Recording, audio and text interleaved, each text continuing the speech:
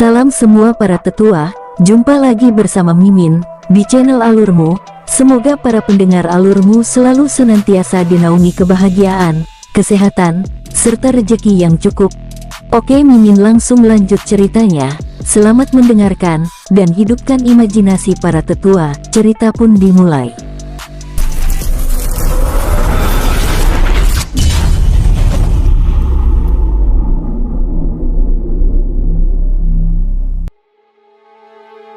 Di hari yang sama Jian Wusheng tiba di ibu kota Kekaisaran Hangzhou. King Ruo dan rombongannya juga tiba di kota Yinbei. Setelah memasuki kota Yinbei, King Ruo lalu membawa rombongannya memasuki restoran mewah dan memesan ruangan khusus. Di dalam ruangan khusus, beberapa pelayan terus berdatangan membawa berbagai jenis makanan dan minuman terbaik dari restoran penginapan itu. Sambil menunggu semua pesanan datang, mereka berbincang-bincang dengan santai. Di hadapan mereka, Jian Nan terdiam dan menatap kelompok asing itu dengan kagum. Hubungan sang tuan dan pelayan yang tanpa sekat terus menghadirkan gelak tawa. Jin Han dan yang lainnya terus menggoda Hu San dan Hu Li Bai yang kini tanpa malu-malu lagi. "Penguasa, apakah di kota ini kita harus mencari gadis-gadis supaya saudara-saudaraku ini juga tidak kesepian lagi?" ucap Hu San menggoda Jin Han dan lainnya. Tiba-tiba wajah Jin Han dan yang lainnya berubah masam. Dan hal itu membuat Hu San tertawa terbahak-bahak. "Tidak masalah, itu lebih baik. Tapi kita tidak bisa berlama-lama di kota ini. Malam ini, kita akan berangkat kembali," jawab King Ruo sambil tersenyum. "Penguasa, maksudnya?" tanya Jin Han penasaran. "Kita harus segera tiba di wilayah timur secepatnya. Selain itu kita akan lanjutkan perjalanan tanpa Komandan Jian Nan." "Jenderal, maksud Anda?" "Komandan Jian Nan, perjalanan ini semakin berisiko. Aku tidak ingin kamu terlibat lebih jauh, terlebih lagi posisi saudaramu Jian Wusheng yang merupakan prajurit naga hitam.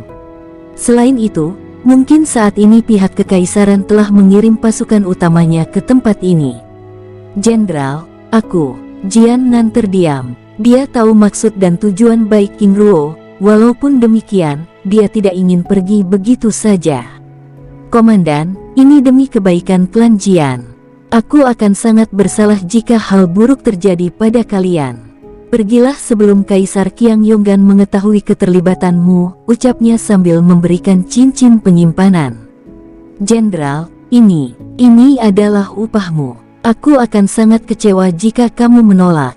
Tampak keengganan di wajahnya. "Jenderal, terima kasih, tetapi masalahnya siapa yang akan menemani perjalanan kalian? Karena wilayah timur ini tidak seperti wilayah lainnya yang menjual peta." "Aku tahu itu," jawab King Ruo tersenyum kecut. "Wilayah timur adalah wilayah yang paling penuh dengan rahasia, bahkan peta merupakan sesuatu yang sangat langka di mana hanya dimiliki oleh kaisar atau raja, dan hal itulah yang membuat banyak para kultivator menjadi penunjuk jalan.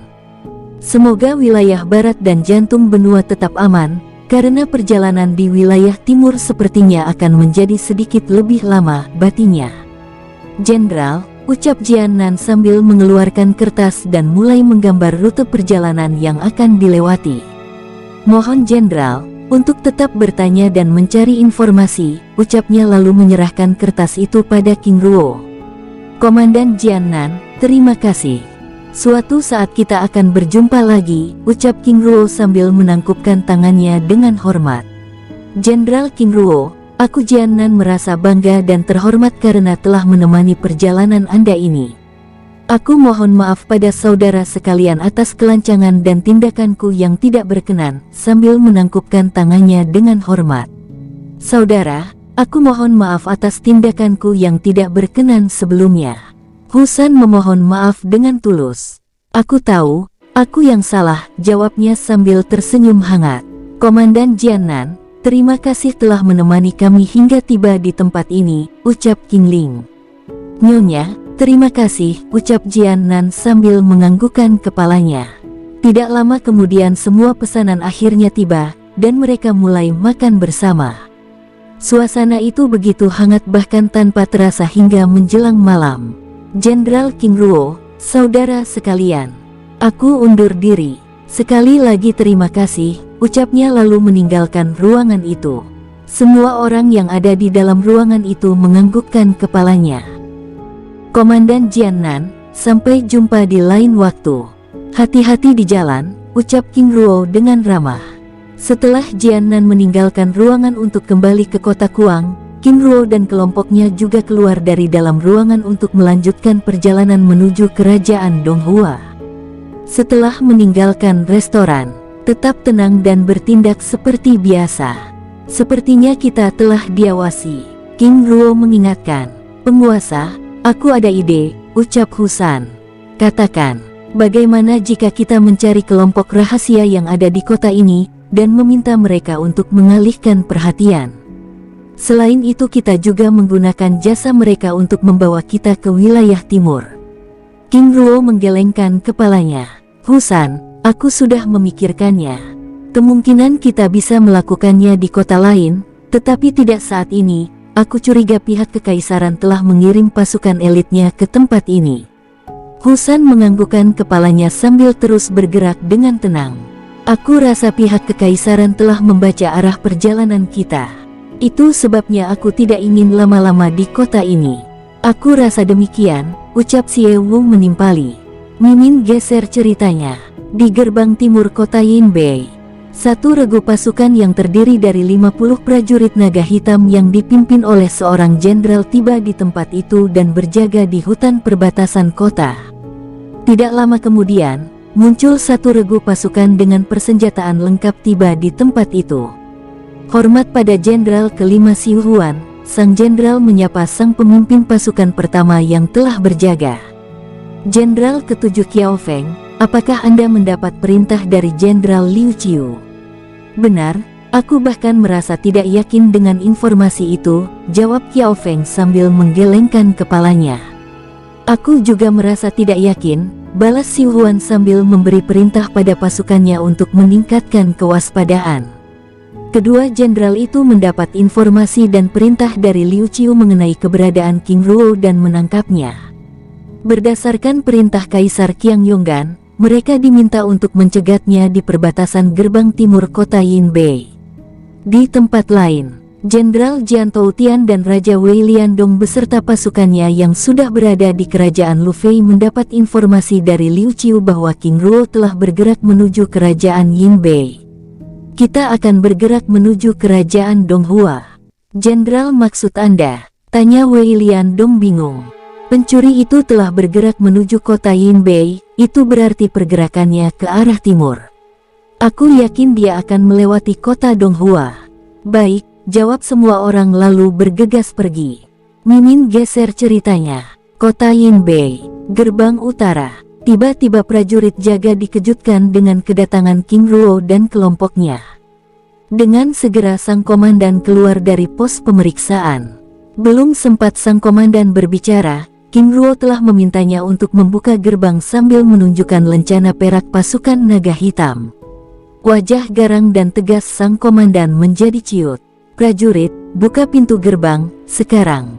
Ucapnya tegas. Beberapa prajurit yang berjaga lalu membuka pintu gerbang dengan tergesa-gesa. Ingat, apabila ada yang melewati tempat ini, tahan mereka. Ucap King Ruo tegas. Baik tuan, jawab sang komandan lalu menutup gerbang itu dan kembali berjaga. Di luar gerbang, King Ruo lalu memimpin rombongannya bergerak meninggalkan tempat itu dengan kecepatan tinggi. Slus, slus. 8 cahaya keemasan melesat ke utara dengan kecepatan tinggi. Husan dan yang lainnya begitu heran dengan pergerakan itu, yang seharusnya ke arah timur. Walaupun demikian, mereka diam dan tetap mengikuti King Ruo dengan tenang. Husan, kita akan tetap bergerak ke arah timur, tetapi kita harus berbelok arah dulu untuk menghindari perbatasan wilayah timur. King Ruo membuka pembicaraan sambil terus bergerak. Baik penguasa. Husan, aku yakin pasukan naga hitam sudah menempatkan pasukannya berjaga di gerbang timur, ucap King Ling tiba-tiba membuka suara. King Ruo dan kelompoknya terus bergerak menembus kegelapan malam. Tujuan mereka saat ini adalah meninggalkan kota Yinbei sejauh mungkin. 2 hari kemudian, King Ruo dan rombongannya tiba di sebuah rantai pegunungan. Dari jauh tiba-tiba mereka dapat melihat pertempuran yang begitu sengit terjadi di tempat itu. "Kakak, itu seperti desa kecil yang diserang, apa kita?" tanya King Ling sambil menatap King Ruo yang sedang memperhatikan pertempuran tersebut. "Kita akan memeriksanya, karena kita akan melewati jalur itu," ucap King Ruo sambil meminta rombongannya untuk bersiap-siap. King Ruo terus bergerak sambil memindai tempat itu dengan mata emasnya. "Jin Han, Xie Wu, serang mereka yang menggunakan jubah hijau putih." "Baik penguasa," ucapnya sambil mendahului kelompoknya. "Kami penguasa," tanya Tu Hai dan Jin Se bersamaan. "Kalian berdua, pergi dan selidiki wilayah pegunungan ini." "Aku takut ini adalah jebakan," jawab King Ruo sambil terus mendekati tempat tersebut. "Baik penguasa," jawab mereka bersamaan. Bersama Husan dan Huli Bai, King Ruo dan King Ling terus bergerak mendekati desa kecil tersebut dengan tenang lalu mengamati pertempuran tersebut dari tempat persembunyian. "Saudara Jin Han, lindungi mereka para tingkat rendah, aku akan menyerang para tetua tersebut." "Baik." Di tengah pertempuran yang kacau itu, kemunculan Jin Han dan Xie Wu langsung mengubah arah pertempuran. Pasukan berjubah hijau putih yang sebelumnya mendominasi pertempuran kini mulai tertekan. "Bajingan, dari mana kedua orang ini datang?" teriak beberapa tetua yang menggunakan jubah hijau putih marah. Mereka yang sebelumnya mulai menguasai jalan pertempuran kini mulai tertindas. Di hadapan mereka, satu persatu para murid diledakkan menjadi kabut darah. "Bangsat, mereka adalah kultivator tingkat Dewa Langit," teriak para tetua panik. Dalam waktu singkat jumlah mereka yang ratusan kini tersisa puluhan orang saja. "Berhenti!" teriak sang pemimpin dengan murka. Tanpa memperhatikan kemarahan sang pemimpin, Jin Han dan Xie Wu terus merobohkan pasukan berjubah hijau putih tersebut. Di sisi lain, para penduduk desa yang sebelumnya berada di ambang keputusasaan tiba-tiba bersemangat kembali, terlebih lagi dengan kemampuan yang dimiliki oleh Jin Han dan Xie Wu. Dalam waktu singkat, Jin Han dan Xie Wu berhasil menumpas pasukan tersebut dan hanya menyisakan 3 pemimpin mereka yang merupakan para kultivator dewa tingkat rendah. Sus, mereka bergerak melarikan diri. "Melarikan diri, kalian hanya bermimpi." Duar, suara ledakan tiba-tiba bergema di atas langit, dengan terlemparnya tubuh ketiga orang tersebut. Duar, tubuh mereka menghantam tanah. "Ah," ucapnya meringis kesakitan dengan beberapa bagian tubuh yang retak dan patah. Pria Paruhbaya yang bertindak sebagai pemimpin desa mendekati ketiga pemimpin tersebut. "Kalian sekte racun angin mengapa tiba-tiba menyerang desa kami?" Pura-pura bertanya. "Tua bangka, penduduk desa ini telah berani membunuh salah satu tetua kami, bahkan telah berani mengambil pusaka sekte. Seharusnya kalian sadar diri, karena penduduk desa ini masih diberikan kesempatan untuk tinggal di rantai pegunungan angin ini," jawab sang pemuda yang menjadi pemimpin penyerangan tersebut sambil berdiri. "Saudara Jin Han, kita salah paham dan menyerang orang yang salah," ucap Xie Wu berbicara melalui telepati. "Tenanglah, aku yakin penguasa tidak akan memberikan perintah sembarangan," jawab Jin Han sambil mendekati ketiga orang tersebut. "Kalian para pembuat masalah, katakan siapa yang memberi perintah?" tanya Jin Han tiba-tiba mencengkram leher salah satu pemuda. "Pat Patriark," ucap pemuda itu. Cekrak, suara lehernya remuk. 2 orang yang tersisa di hadapan Xie Wu bahkan sampai membasahi diri, bahkan pria Paruhbaya yang terlihat merupakan pemimpin desa kecil tersebut bergidik.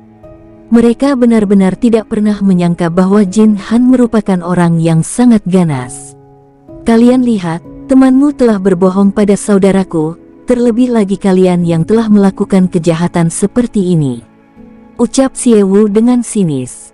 Tuan, sebaiknya kita bicarakan dulu. Jika Tuan membunuhnya, maka desa kecil Senlin ini tidak akan tertolong, ucap sang pemimpin desa dengan wajah khawatir. "Kamu," Xie Wu tiba-tiba marah, tetapi tindakannya tersebut segera dihentikan oleh Jin Han. "Saudara, apakah dia bodoh?" Saat ini mereka bahkan hampir tidak mampu menyelamatkan diri. Selain itu, kita juga telah membunuh pasukan musuh ini, lalu apa bedanya dengan dia? Ucapnya dengan suaranya meninggi. Sang pemimpin desa terlihat begitu ketakutan. Tuan, itu, katakan, ucap Jin Han dengan mata berkilat menatapnya. Karena dia adalah putra patriark sekte racun angin. Haha, itu semakin lebih baik. Cekaerak, leher putra patriark sekte racun angin itu remuk. Tuan, Anda benar-benar membuat masalah dan menantang keberadaan sekte tersebut, ucapnya dengan suara terputus-putus. Kali ini wajah Xie Wu benar-benar memerah. Kamu benar-benar mengesalkan, ucapnya sambil melempar tubuh putra patriark sekte racun angin yang masih berada di tangannya. Wus. Buoem, tubuh itu berubah menjadi kabut darah. Siapa kau yang begitu berani bermain pedang dan menipu penduduk desa? Bagaimana kau mengetahui identitas mereka? Tanya Jin Han dengan dingin sambil menatap para penduduk desa yang terlihat ketakutan. Aku juga murid dari sekte racun angin Tuan, ucapnya dengan suara terputus-putus. Kamu juga telah berani menipu kita. Kamu sungguh mencari mati, ucapnya sambil mencengkram lehernya. Tuan, tolong ampuni nyawa ayahku. Tiba-tiba dua gadis cantik muncul dari kerumunan dan berlutut di hadapan Jin Han. Jin Han dan Xie Wu terdiam. Nona, beri aku alasan yang jelas, ucapnya. Ayahku memang murid sekte racun angin, tapi itu dulu. Saat ayahku menikah dengan ibu, dia bukan lagi murid sekte itu, dan dia bahkan telah menjadi kepala desa Senlin ini, ucap sang gadis. Jin Han menatap penduduk desa. Apakah benar demikian? Ucapnya. Para penduduk desa itu menganggukkan kepalanya. Kalian semua memang mencari mati karena membiarkan dia tinggal di tempat ini dan menjadikannya kepala desa. Tuan, bawa aku. Tapi lepaskan ayahku. Aku mohon, ucap sang gadis sambil menangis. Hais, nona-nona, sebaiknya kita menunggu tuanku saja. Biar dia yang memutuskan, ucapnya sambil melepaskan cengkramannya. Ayah, kedua gadis itu memeluk sang kepala desa. Tenanglah, ayah baik-baik saja, ucap kepala desa sambil berusaha menenangkan kedua putrinya, serta memulihkan diri. Tuan terima kasih, ucapnya sambil memberi hormat kepada Jin Han dan Xie Wu. Sambil menunggu tuanku, kalian juga bisa membersihkan kekacauan ini, ucap Xie Wu menatap tumpukan mayat dan tempat yang kacau tersebut. Tanpa menunda, dengan segera para penduduk desa mulai membersihkan tempat itu. Di atas langit, di tempat persembunyiannya, King Ruo, King Ling, serta Husan dan Huli Bai terus memperhatikan situasi yang sedang terjadi di desa tersebut dengan tenang. Tiba-tiba King Ruo mendapat pesan jiwa dari Tu Hai dan Jin Se. Mereka melaporkan bahwa telah menemukan markas pasukan berjubah hijau putih yang merupakan sekte kecil di timur rantai Gunung Angin. Sus, Zin dan Zan muncul. Husan, Huli Bai, Zin dan Zan, kalian bantu Tu Hai dan Jin Se menumpas sekte racun angin. Pergi ke arah timur, kalian akan bertemu dengan mereka di sana, ucap King Ruo menugaskan mereka. Baik penguasa, ucap mereka sambil meninggalkan King Ruo dan King Ling. Kakak, apa yang akan kita lakukan? Tanya King Ling. Aku ingin memasang mantra formasi perlindungan di tempat ini. Selain itu kita juga menunggu Tu Hai dan yang lainnya kembali. Aku sudah menyuruh mereka untuk menangkap beberapa orang untuk kita jadikan tawanan, ucap King Ruo menjelaskan. Baik, jawab King Ling lalu membantu King Ruo yang langsung bekerja. Di desa Senlin, Xie Wu dan Jin Han sedang mengawasi para penduduk desa yang sedang bekerja dengan santai. Di atas langit, sesekali mereka melihat kilatan cahaya muncul. Saudara Jin Han, penguasa muda dan penguasa putri, sepertinya sedang melakukan sesuatu, ucapnya. Benar, kita tunggu saja sampai mereka selesai, jawab Jin Han sambil mengawasi semua orang. Di hadapan mereka, sang kepala desa beserta kedua putrinya menatap kedua pemuda asing yang ada di hadapan mereka dengan cemas.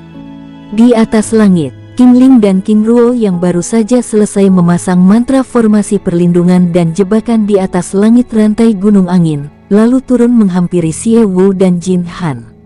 Sus, mereka berdua muncul di hadapan mereka.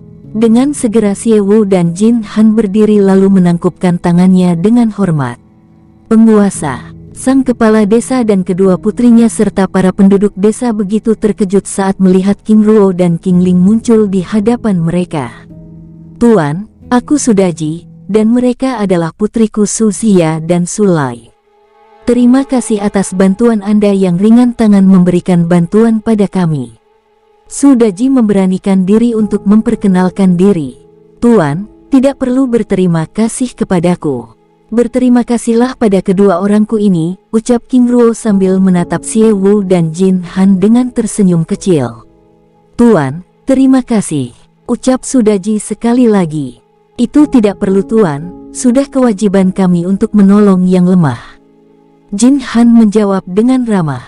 Melihat perubahan kedua pemuda tersebut membuat Sudaji dan kedua putrinya, serta penduduk desa mulai merasa tenang. Tuan-tuan, mari ikut kami, ucap Sudaji membawa rombongan itu menuju kediamannya. King Ruo dan rombongannya dengan tenang mengikuti kepala desa ke tempat kediamannya.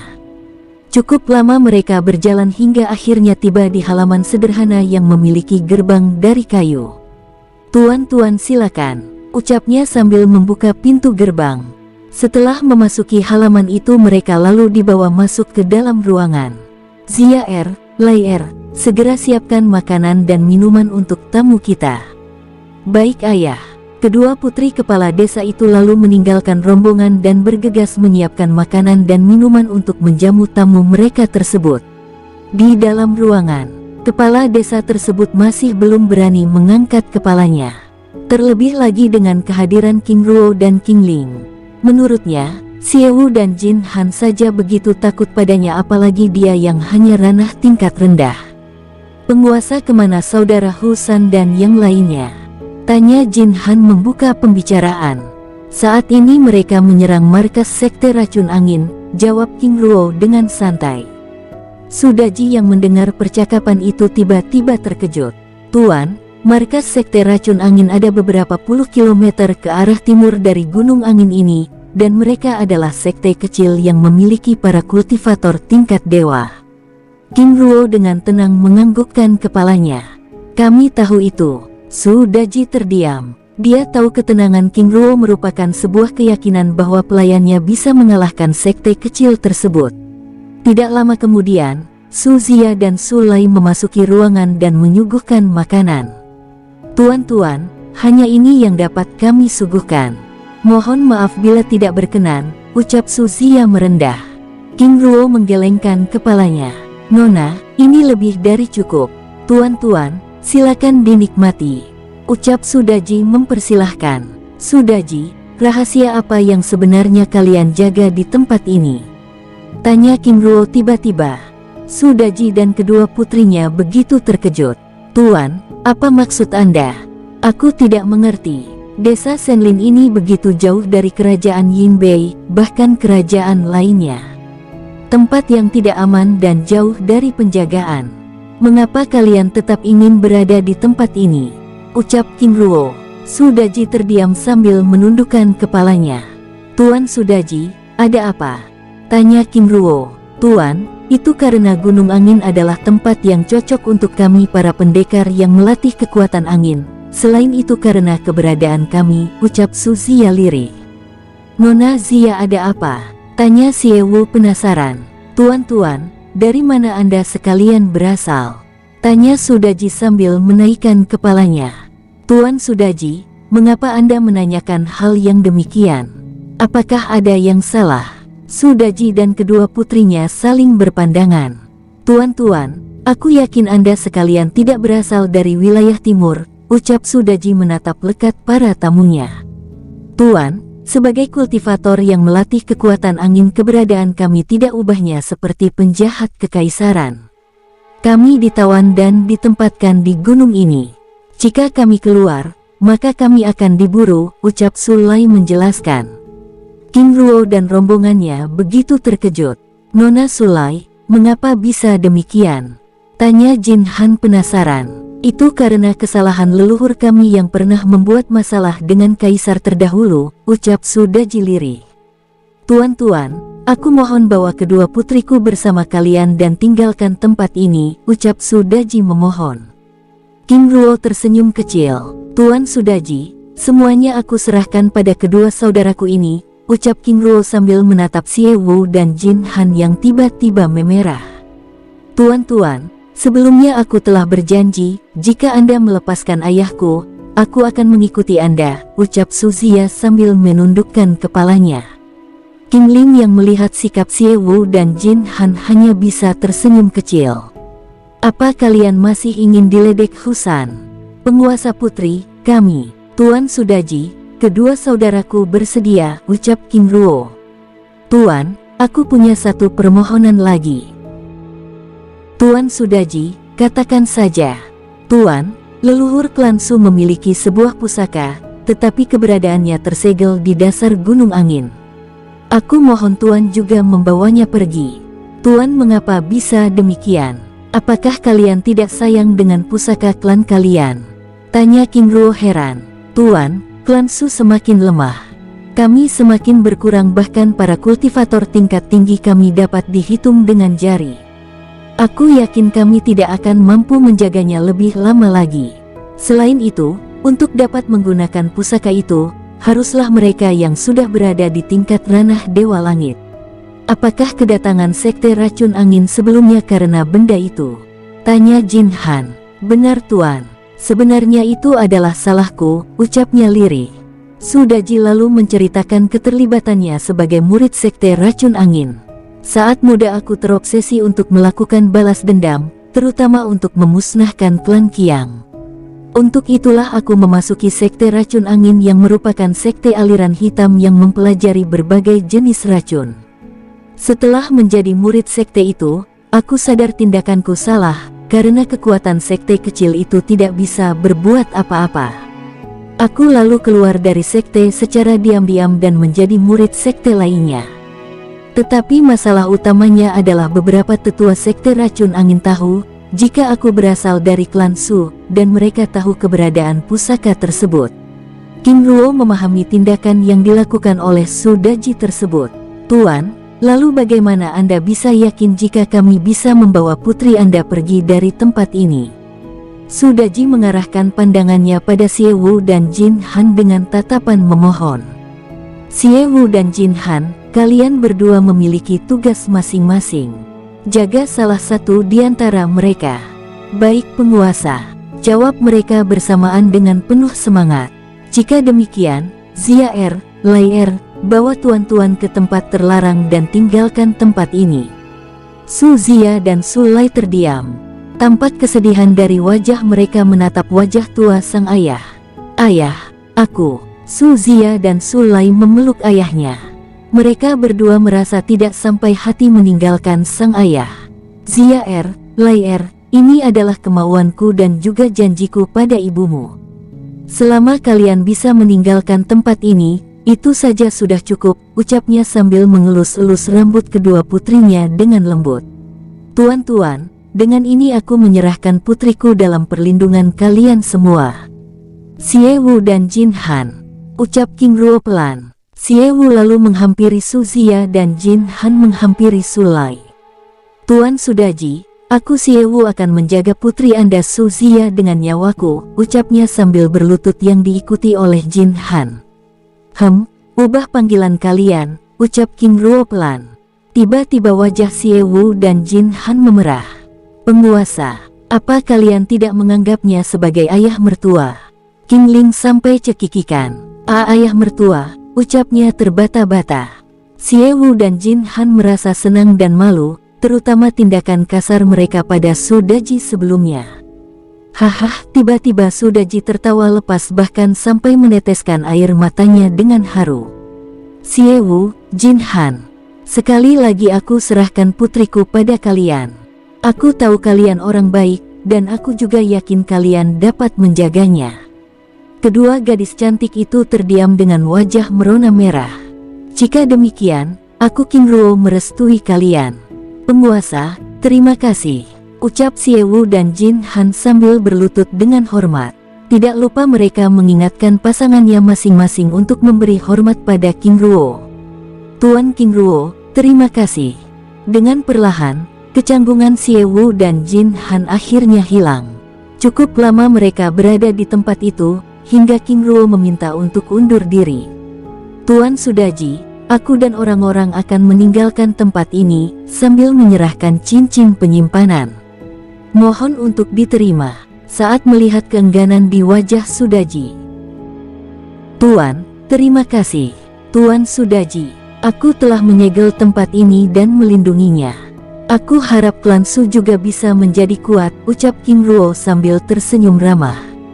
Sebelum meninggalkan tempat itu, King Ruo juga berpesan untuk merahasiakan keberadaan mereka.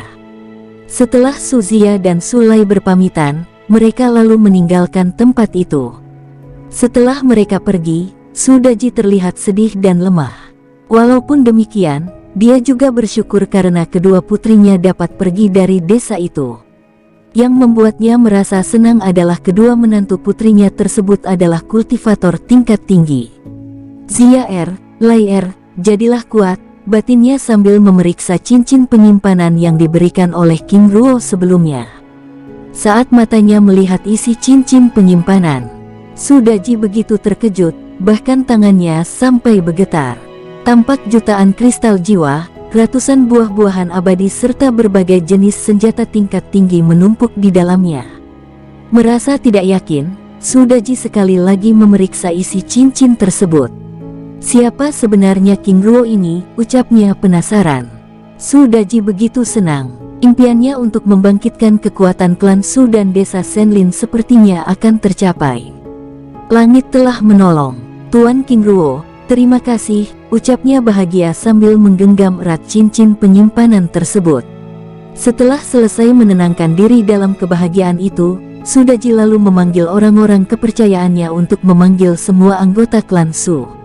Di tempat lain, King Ruo beserta rombongannya dibawa oleh Su Zia dan Su Lai ke sebuah goa. Sebuah tempat yang tidak tersentuh, ucap Xie sambil memperhatikan tempat itu. Xie, Jin Han, kalian semua berjaga di depan gua. Lindungi dan segel tempat ini supaya tidak ada yang mengetahui keberadaan kita. Selain itu hubungi Husan dan yang lainnya supaya datang di tempat ini.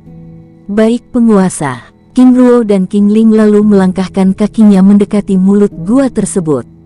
Sus, tangan yang melemparkan berbagai jenis mantra formasi untuk membuka pintu gua. Pintu batu yang tersegel lalu membuka. Sus, tubuh mereka memasuki gua. Di luar gua, Su Zia hanya bisa menatap ke arah Xie dengan penasaran. Zia tenanglah, penguasa akan baik-baik saja. Jika ada waktu senggang, aku akan menjelaskan padamu tuan kita itu, ucapnya lembut. Su Zia menganggukkan kepalanya. Sebagai tingkat pertapa, dan keberadaan mereka sebagai tawanan kekaisaran, menjadikan pengetahuan mereka terbatas. Sambil berjaga di depan mulut goa, Xie dan Jin Han secara perlahan mulai membangun komunikasi dengan pasangannya tersebut. Ketika sedang berbincang-bincang tiba-tiba aura yang sangat kuat mendekati tempat itu. Sus, Husan, Hulibai, Jinse dan Tuhai tiba di tempat itu dengan membawa beberapa tawanan yang merupakan murid sekte racun angin, bahkan patriark dan beberapa tetua tingkat tinggi. Saudara, siapa mereka? Tanya Husan penasaran. Saudara Husan, perkenalkan dia Sulian, istriku, ucap Xie sambil tersenyum kecil. Lalu dia Sulai, istriku, jawab Jin Han sambil terkejut. Apakah kalian? Eits, mereka adalah pilihan penguasa, ucap Xie tersenyum kecil. Haha, Bayer, lihat wajah sombong mereka itu. Husan tertawa lepas. Saudari Suzia, Sulai, selamat, ucap Hulibai menyapa mereka tersenyum hangat. Kelompok kecil itu lalu saling memperkenalkan diri dan berbincang-bincang dengan hangat. Hulibai dengan ramah lalu menghampiri Suzia dan Sulai dan mulai berbincang-bincang santai. Di sisinya, Husan terus mencerca Xie Wu dan Husan dengan berbagai pertanyaan. 5 meter dari kelompok tersebut, Patriark Sekte Racun Angun beserta para tawanan menatap mereka dengan kemarahan dan kebencian. "Saudara Xie Wu, di mana penguasa?" tanya Tuhai tiba-tiba. "Saudara Tuhai, mereka ada di dalam gua. Kita dilarang masuk dan diminta untuk menunggu di tempat ini," jawabnya santai. Tuhai menganggukkan kepalanya lalu mengawasi para tawanan. Di dalam gua, King Ruo dan King Ling terus bergerak sambil melepaskan segel mantra formasi dan melumpuhkan berbagai jenis jebakan yang ada di sepanjang lorong gua. Setelah cukup lama bergerak, mereka akhirnya tiba di persimpangan. "Kakak Ruo ini, lorong kiri," jawab King Ruo sambil bergerak santai. "Kakak, apa pendapatmu pada Su Xia dan Su Lai? Aku rasa mereka dapat dilatih dan menjadi kultivator yang kuat. Selain itu, aku juga yakin mereka bisa menjadi istri yang baik." "Ling Er, memangnya ada apa?" "Tidak, aku hanya melihat ada yang salah dengan kultivasi mereka." "Maksud Ling Er, mereka terlahir di klan Su yang mempelajari elemen angin, tapi akar roh jiwa mereka adalah elemen es." "Oh, apakah Ling Er juga memperhatikannya?" King Ling menganggukkan kepalanya. "Itu mungkin berasal dari ibunya, karena sang ayah Sudaji memang benar memiliki akar roh elemen angin." "Apa kakak ada rencana untuk menikahkan mereka berdua?" "Tentu saja ada, tetapi tidak dalam waktu dekat. Biarkan dulu mereka untuk saling mengenal. Mungkin setelah kita kembali nanti."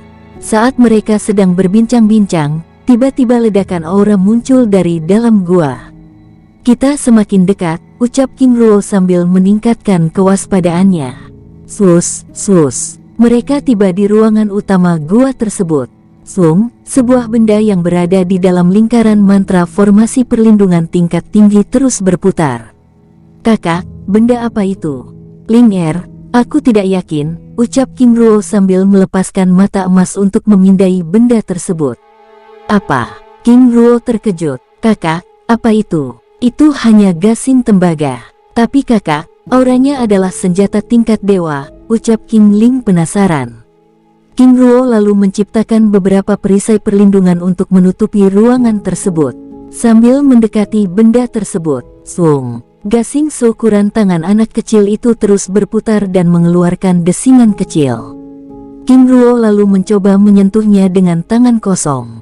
Boem! Ledakan angin menyerang tangannya disertai dengan bergeraknya benda tersebut ke tempat lain.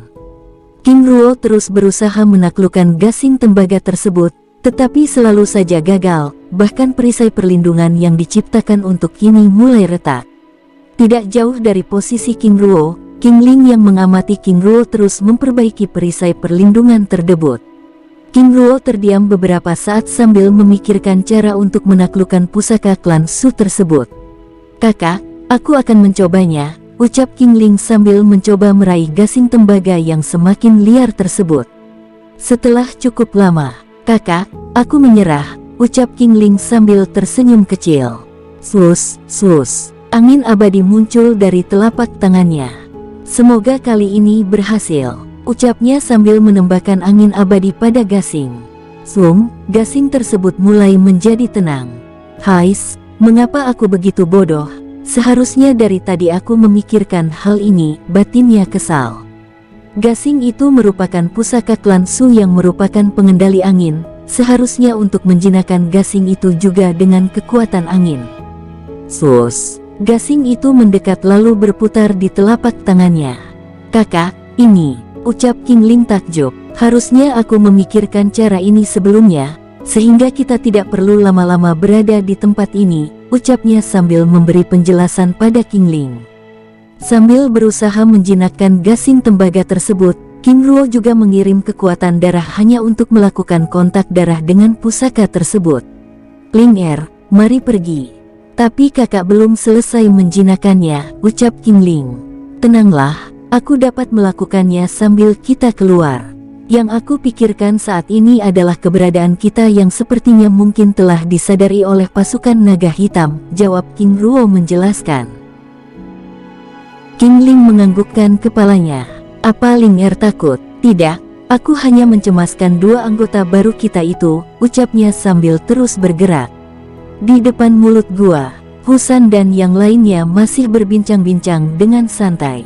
Mereka bahkan tidak terlihat mengkhawatirkan sesuatu apapun. Perhatian mereka saat ini adalah menjaga mulut gua serta melindungi tempat tersebut. Saat mereka sedang berbincang-bincang, tiba-tiba King Ruo dan King Ling keluar dari mulut gua. "Penguasa bagaimana?" tanya Husan penasaran. "Semuanya berada dalam kendali," ucap King Ruo sambil tersenyum. "Penguasa, mereka..." Tuhai lalu membawa King Ruo menghampiri para tawanan.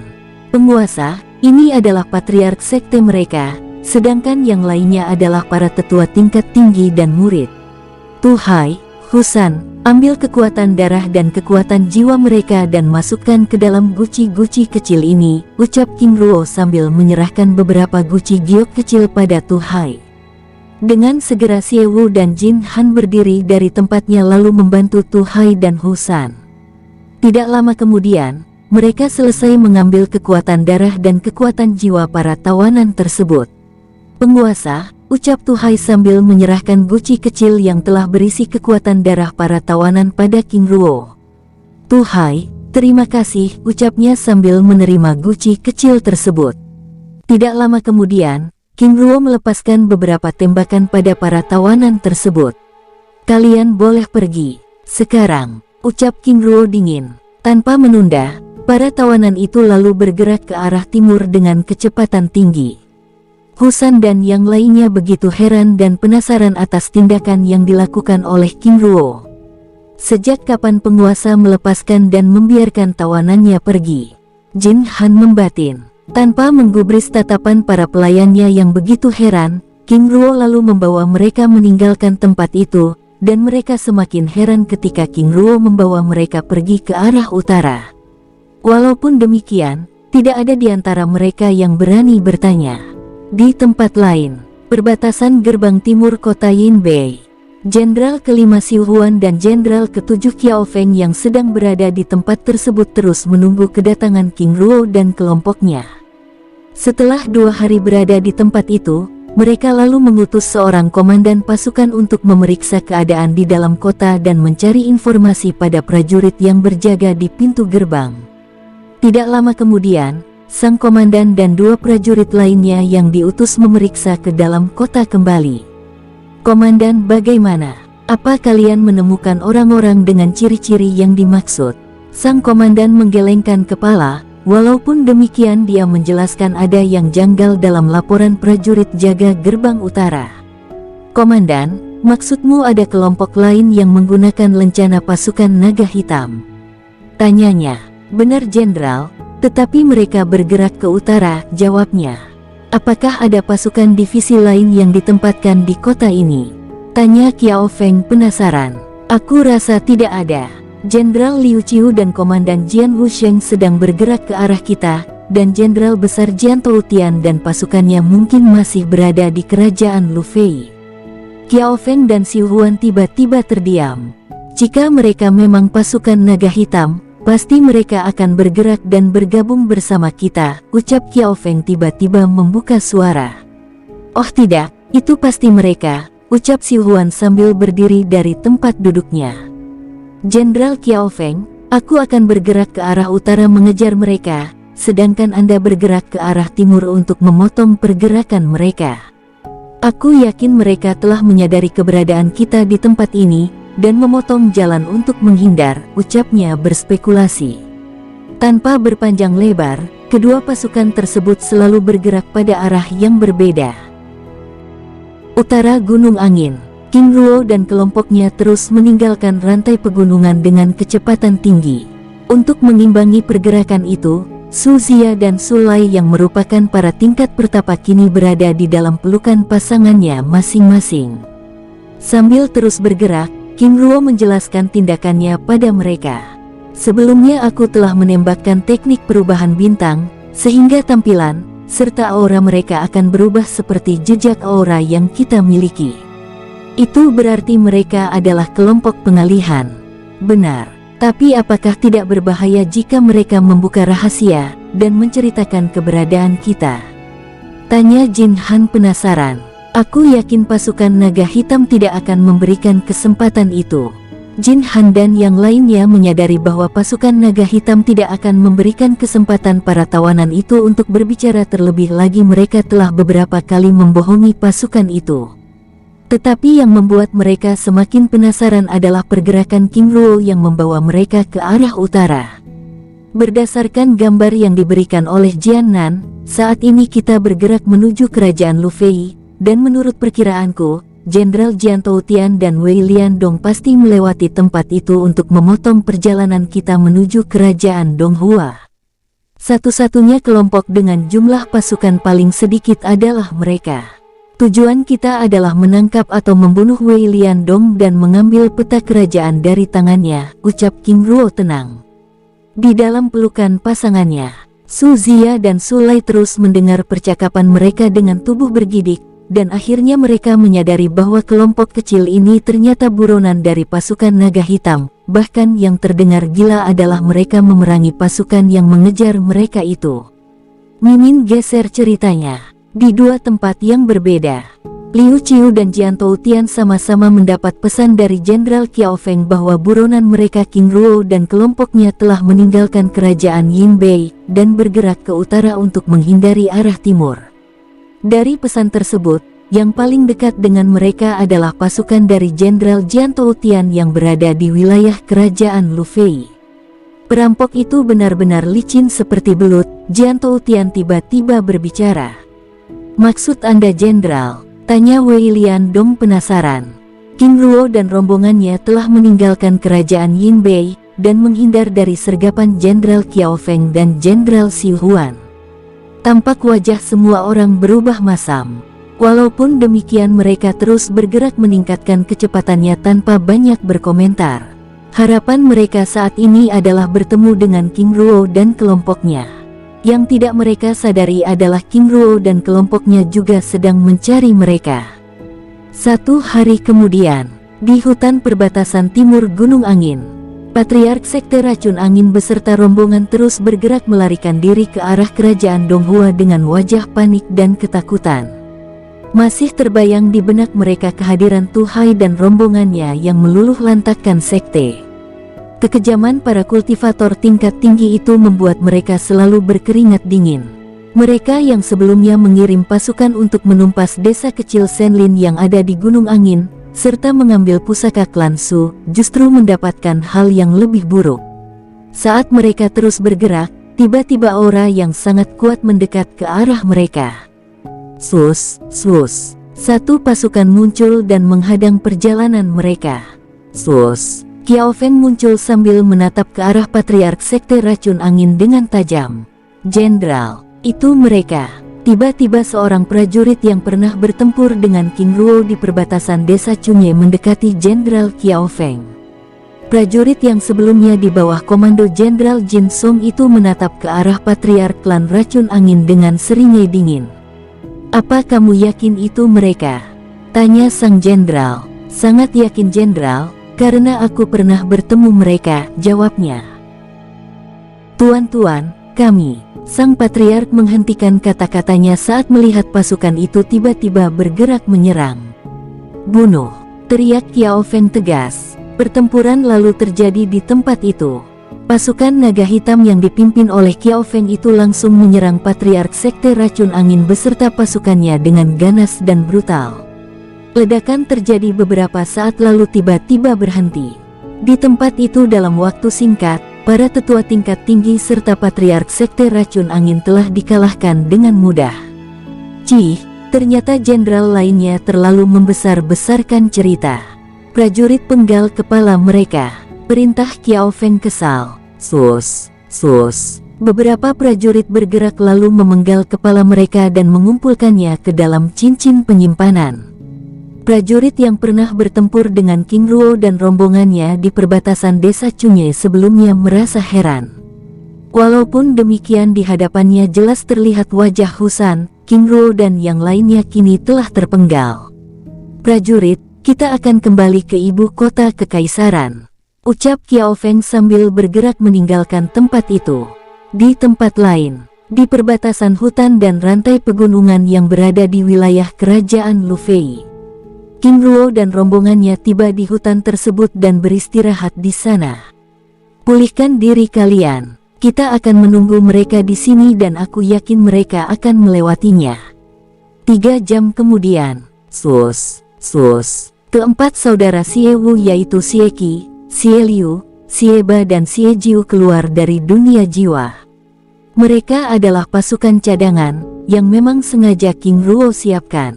Bahkan pertempuran di hutan Huanyu sebelumnya mereka juga tidak dia gunakan. Xie Qi, pimpin ketiga saudaramu. Buat jebakan formasi rantai langit. Hu Li Bai, buat mantra ilusi yang mengarah pada formasi rantai langit. Tu Hai, Husan kalian bertugas memancing mereka. Arahkan mereka untuk memasuki pusat mantra dengan melewati mantra ilusi. Dan kamu Xie Wu dan Jin Se, buat perisai kubah langit dan tutup wilayah ini, ucap King Ruo. Kami berdua penguasa, tanya Su Zia dan Su Lai penasaran. Su Zia dan Su Lai, kalian beristirahatlah dan pulihkan diri. Pergilah ke arah selatan. Baik penguasa, jawab mereka bersamaan lalu meninggalkan tempat tersebut. Zia apapun yang terjadi di tempat ini jangan pernah untuk melihat ataupun datang. Ini adalah pertempuran tingkat Dewa Langit Puncak, dan itu akan menghancurkan apa saja. Xie Wu mengingatkan. Baik, jawab mereka lalu meninggalkan tempat itu. Su Zia dan Su Lai terus bergerak meninggalkan tempat itu lalu tiba di sebuah lembah dan beristirahat di sana. King Ling tiba-tiba muncul di hadapannya. Penguasa putri, Anda, Su Zia dan Su Lai terkejut. Kalian berdua tinggal di tempat ini, ucap King Ling sambil menciptakan perisai perlindungan tingkat tinggi. Ingat jangan sampai keluar. Baik penguasa, jawab kedua gadis itu dengan hormat. Baik, aku akan pergi, ucap King Ling sambil menganggukkan kepalanya dan tersenyum ramah. Tubuhnya lenyap dari pandangan Su Lai dan Su Zia. Kakak Zia, bagaimana pendapatmu dengan kelompok mereka ini? Tanya Su Lai. Adik Lai, menurutku mereka adalah orang baik, terlebih lagi sang penguasa dan istrinya. Mereka benar-benar peduli dan tulus. Aku juga merasakan hal yang demikian, tetapi mengapa mereka bisa menjadi buronan kekaisaran? Adik Lai, bukankah kita juga buronan kekaisaran? Walaupun demikian kita tidak pernah berurusan dengan pasukan naga hitam, sedangkan mereka, ucapnya mendesah lirih. Aku harap Gege Jin Han baik-baik saja, ucap Su Lai dengan wajah khawatir. Aku juga, semoga Gege Xie Wu dan yang lainnya dapat melindungi dirinya, ucap Su Zia menimpali. Kedua saudari itu terus berbincang-bincang dengan sambil membicarakan penilaiannya pada pasangan masing-masing. Di tempat lain, Tu Hai dan Hu San terus bergerak meninggalkan hutan menuju wilayah perbatasan kerajaan Lufei. Saat mereka berada di perbatasan hutan dan mendekati wilayah padang rumput yang luas, tiba-tiba mereka melihat puluhan cahaya terus bergerak mendekat. Saudara Tu Hai, itu mereka. Saudara Hu San benar, itu Wei Liandong dan rombongannya. Tu Hai dan Hu San tidak menyangka bahwa mereka akan bertemu Wei Liandong dan rombongannya di perbatasan kerajaan Lufei. Penguasa muda sungguh luar biasa. Dia bahkan dapat memprediksi pergerakan musuh dengan tepat, tapi ini terlalu cepat, ucap Hu San sedikit khawatir. Saudara Hu San, apakah kita akan bergerak sekarang? Tunggu, mengapa mereka tiba-tiba berhenti, bahkan bergerak mundur? Tanya Hu San bingung. Benar, apakah mereka setelah mengetahui jebakan di hutan? Saudara Tu Hai, aku rasa itu tidak mungkin, ucapnya sambil menajamkan penglihatannya. Saudara, apakah kita harus memancing mereka sekarang? Aku takut mereka semakin jauh dan semakin dekat dengan kota kecil lainnya dan itu akan semakin berbahaya. Tunggu sebentar, kita harus menunggu konfirmasi dari penguasa. Apakah mereka sudah siap atau belum? Jawab Hu San sambil menghubungi King Ruo. Di tengah hutan, King Ruo tiba-tiba mendapat pesan dari Hu San langsung meninggalkan tempat itu. Kalian semua segera selesaikan pekerjaan. Aku akan segera kembali. Mimin geser ceritanya. Di atas langit padang rumput yang berbatasan dengan hutan belantara, Jian Toutian yang sedang bergerak meninggalkan kota Lufei tiba-tiba menghentikan pergerakannya. "Jenderal, ada apa?" tanya Wei Liandong. "Yang mulia Raja, aku mendapat pesan jiwa dari Jenderal Qiao Feng. Mereka telah membunuh King Ruo dan rombongannya di perbatasan wilayah timur kerajaan Yinbei." "Haha, akhirnya pencuri itu kena batunya juga. Jenderal, jadi kemana tujuan kita sekarang?" "Aku ingin kembali ke kota Lufei dan beristirahat di sana," jawab Jian Toutian sambil bergerak pergi dengan perlahan. "Lalu Anda bagaimana?" tanya Jian Toutian. "Aku ingin bersenang-senang dahulu, setelah itu baru kembali ke kota Chuan." Saat mereka sedang bergerak, tiba-tiba mereka merasakan dua orang yang mendekat dengan kecepatan tinggi ke arah mereka. "Jenderal, itu mereka." Seorang prajurit naga hitam menunjuk ke arah yang dimaksud. Wei Liandong dan Jian Toutian langsung mengenali kedua orang tersebut. "Itu Husan, tangkap mereka." Husan dan Tu Hai tiba-tiba berhenti dengan wajah panik lalu bergerak mundur. "Ternyata dua di antara mereka masih selamat," ucap Jian Toutian sambil bergerak mengejar. Tawa Wei Liandong memecah. Dia begitu bahagia saat melihat wajah Husan dan Tu Hai yang terlihat panik ketakutan. "Kali ini, aku tidak akan memberi ampun," ucapnya dengan girang. Di hadapan mereka, Husan dan Tu Hai terus bergerak melarikan diri. 45 prajurit gabungan dari pasukan Jian Toutian dan Wei Liandong terus bergerak dengan kecepatan tinggi memburu Tu Hai dan Husan yang lari terbirit-birit. "Itu berarti Jenderal Qiao Feng benar-benar telah membunuh King Ruo," ucap Jian Toutian sambil terus bergerak. "Maksud Anda Jenderal? Lihat, hanya ada mereka berdua itu, pasti King Ruo dan yang lainnya telah terbunuh," jawab sang jenderal. Di depan mereka, Tu Hai dan Husan terus bergerak dengan kecepatan tinggi sambil membawa rombongan itu menuju pusat jebakan. "Wei Liandong, tertawalah sebelum kamu menangis. Kamu tidak tahu dengan siapa kamu berurusan," ucap Husan sambil tersenyum sinis. Aksi kejar-kejaran itu semakin menegangkan dengan suara ledakan yang terus bergema. Jian Toutian dan pasukannya terus melancarkan serangan sambil mengajar kedua buronan mereka tersebut dengan penuh semangat. Di tengah hutan, Xie Wu dan yang lainnya sedang berjaga tiba-tiba mendengar suara ledakan yang terus bergema. Mereka sudah dekat, bersiap. King Ling memberi perintah. Semakin lama suara ledakan itu semakin terdengar dengan jelas. Boom, bumem, suara ledakan semakin dekat dan mengguncang hutan tersebut. Sus, sus. Tu Hai dan Husan melewati mantra ilusi lalu bersembunyi. "Hei, di mana mereka?" tanya beberapa prajurit bingung. "Kalian semua begitu tolol," suara Husan bergema. "Bajingan, keluar dan tunjukkan dirimu," teriak Wei Liandong marah. "Wei Liandong, tempat ini akan menjadi kuburanmu," suara Husan sekali lagi bergema. "Bajingan, kau hanya bermulut besar saja." Sus, seberkas cahaya temaram melesat pergi. "Itu mereka," teriak seorang komandan lalu mengejar. Sus, sus, mereka memasuki perisai ilusi.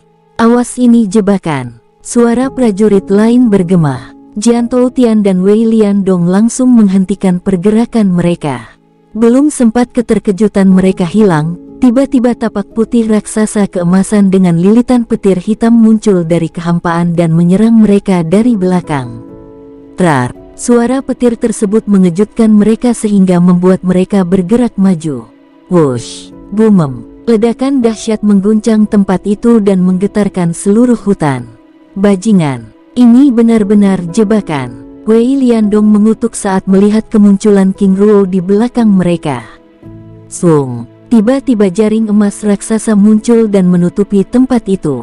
Sus, sus, Xie Wu dan Jinse muncul di samping King Ruo. "Penguasa, perisai kubah langitnya sudah kami aktifkan. Kalian terlalu cepat mengaktifkannya, seharusnya tunggu sampai mereka memasuki pusat formasi rantai langit," ucap King Ruo. "Tapi penguasa, aku takut suara ledakan ini akan keluar dan akan menghadirkan banyak kelompok lain untuk datang." King Ruo menganggukkan kepalanya dan membenarkan pendapat Xie Wu. Di hadapan mereka, Jian Toutian dan Wei Liandong beserta pasukannya begitu heran. "Jenderal, dia adalah King Ruo, lalu kelompok siapa yang telah dibunuh oleh Jenderal Qiao Feng sebelumnya?" tanya Wei Liandong kebingungan. "Hais, itu pasti kelompok yang sengaja diciptakan untuk mengalihkan perhatian," ucap Jian Toutian sambil memberi perintah pada pasukannya. "Tunggu apa lagi, serang!" teriaknya. Sus, sus, berbagai jenis serangan tapak muncul dari kehampaan dan melesat menyerang King Ruo dan rombongannya. Sus, sus, sus. King Ruo dan rombongannya menghindari serangan-serangan itu. Xie Wu, Jin Se, pancing mereka menuju pusat mantra rantai langit. Ucap King Ruo. "Baik penguasa," ucap mereka sambil bergerak dan menghindari serangan. 2 kilometer dari pusat pertempuran. Su Zia dan Sulai tiba-tiba mendengar suara ledakan dahsyat.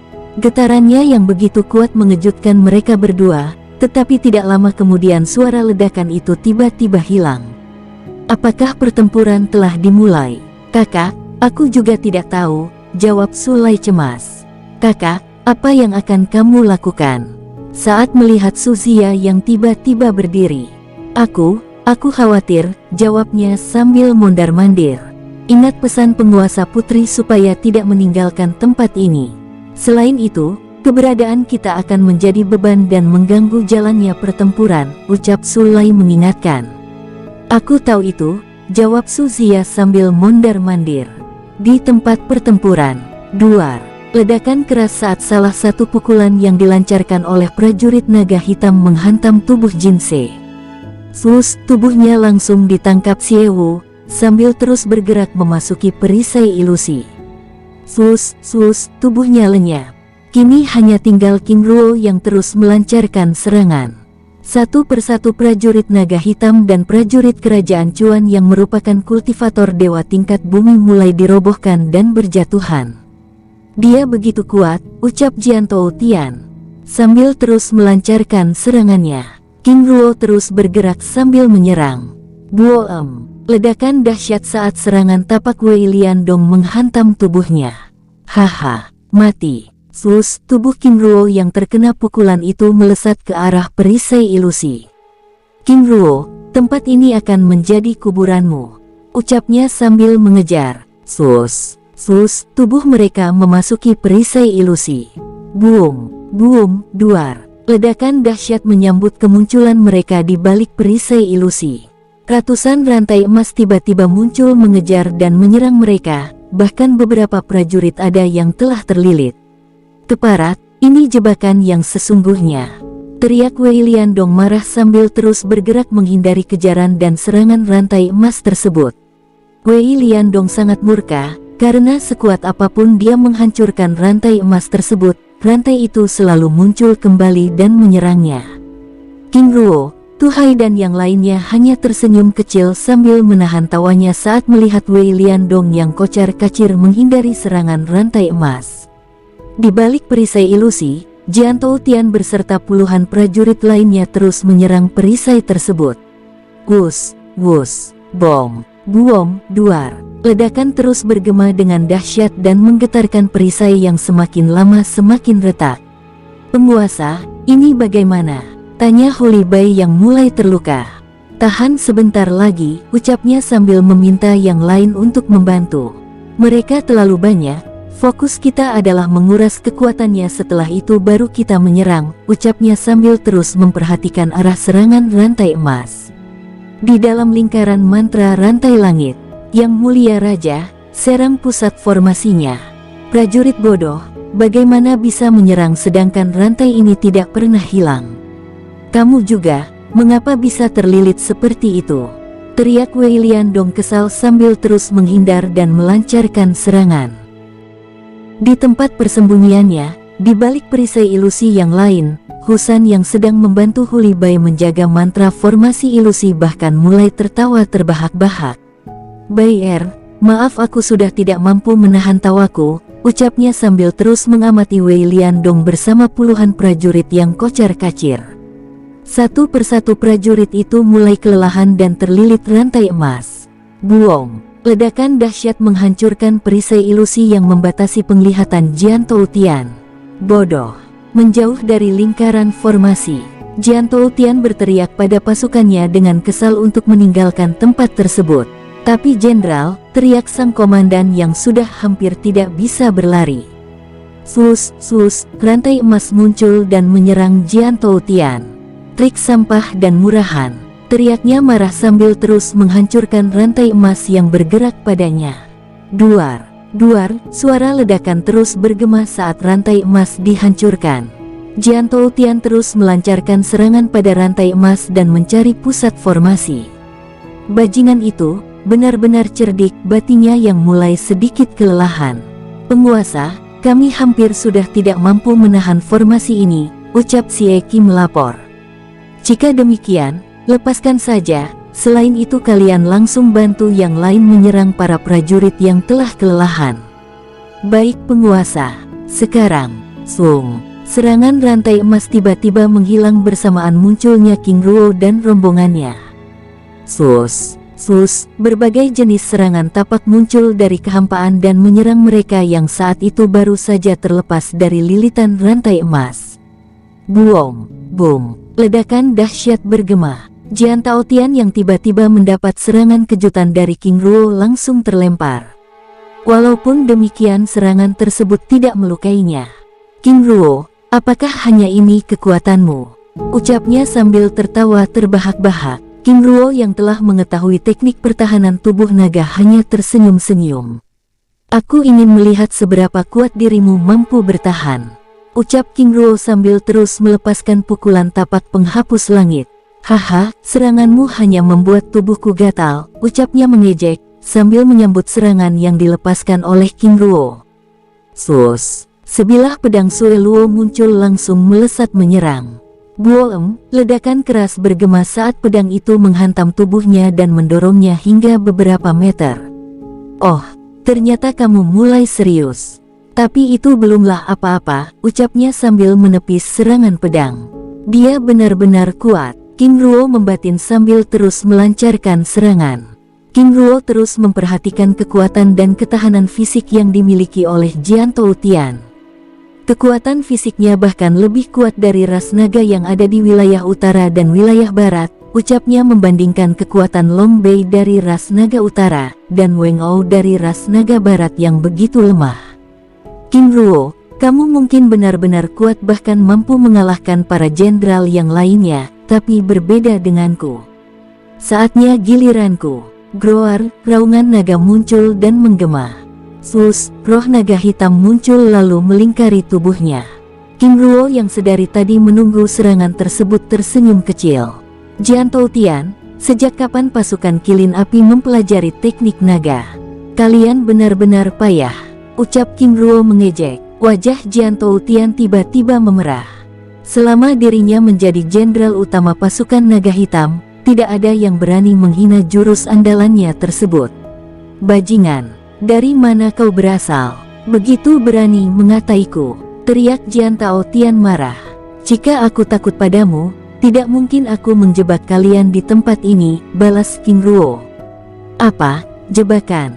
Kau hanya menjebak dirimu sendiri King Ruo, ucapnya sambil bergerak melepaskan serangan tapak naga hitam. Boom, ledakan keras bergema saat serangannya menghantam udara.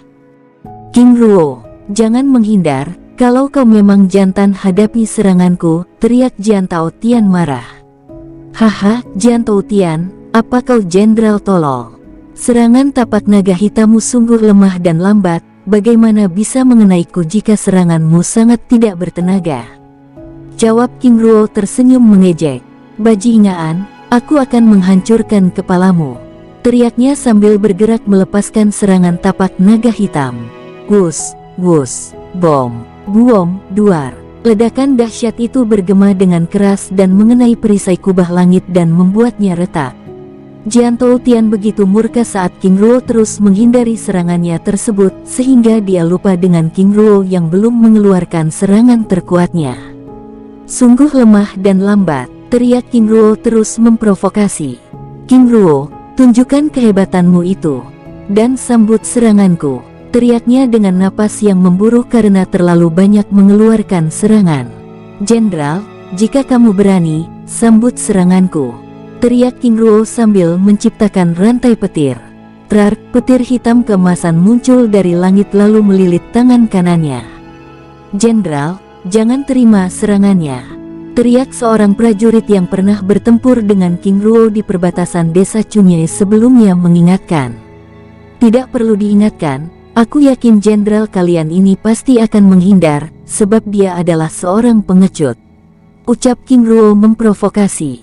"Terimalah," teriak King Ruo sambil melesat menyerang. "Cih, jurus sampah," ucapnya sambil bergerak menyambut serangan King Ruo. Ruar, tiba-tiba muncul raungan 2 ekor naga bersamaan. Wush, buoem. Ledakan dahsyat hingga menghancurkan perisai kubah langit yang diciptakan oleh Xie Wu dan Jin Se sebelumnya. Sus, Jian Tou Tian terlempar hingga puluhan meter menghantam pohon-pohon dan menghancurkannya.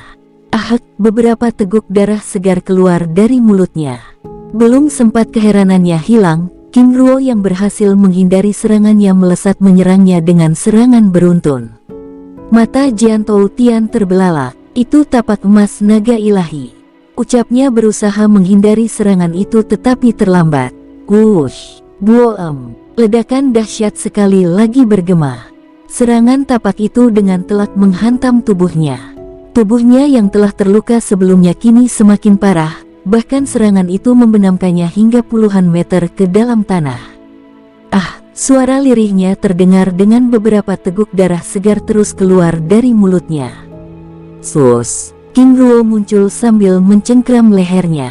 "Sudah aku katakan sebelumnya, pasukan kilin api itu tidak cocok mempelajari teknik naga," ucap King Ruo dengan senyuman mengejek.